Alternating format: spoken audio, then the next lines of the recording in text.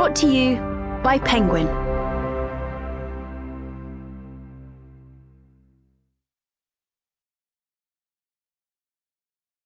Go Tell It on the Mountain by James Baldwin. Read by Joe Morton and Roxane Gay. For my mother and father.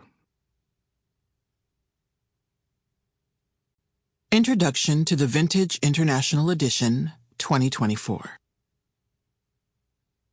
There are 3 ways of reading James Baldwin's exceptional debut novel, Go Tell It on the Mountain. In one reading, this novel is a parable.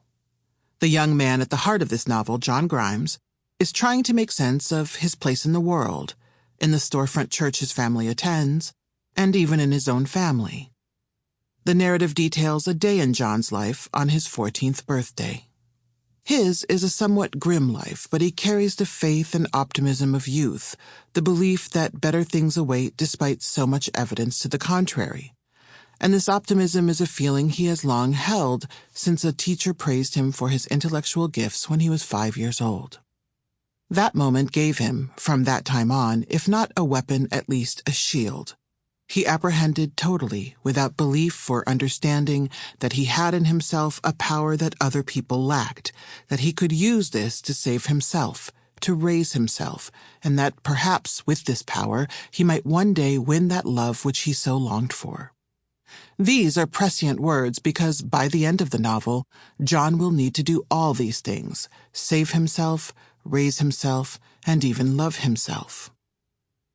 Over the course of that long day, we witnessed John's hopes and yearnings, a birthday present from his mother, an acknowledgement of his special day, the love of his father, salvation, and how elusive those hopes are despite his best efforts. And still he persists. He carries his hope as a shield because there is no safe harbor in John's life. Whether it is the cruel indifference and heavy fists of his father, or the cruel indifference and heavy fists of police treating him more as menace than young man, the angst and guilt he feels for his fleshly desires, or his despair at not finding rapture in church, he is in a constant state of vulnerability. That's what makes his story so compelling. He wears such tender flesh while moving through a harsh world that refuses to grant him shelter. This is also the story of the adults in John's life: his mother Elizabeth, his stepfather Gabriel, Gabriel's sister Florence, and Gabriel's first wife Deborah. In a series of flashbacks, we learn who each of these people were before and how they arrived to the present.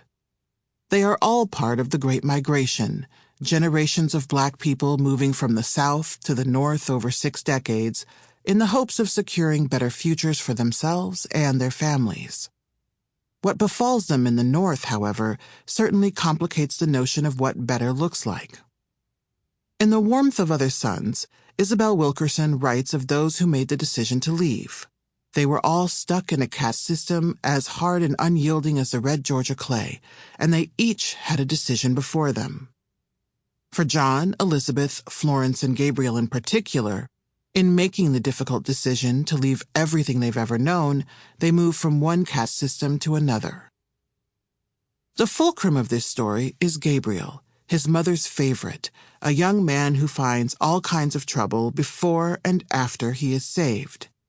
He is a preacher, threatening hell and damnation to anyone who will listen.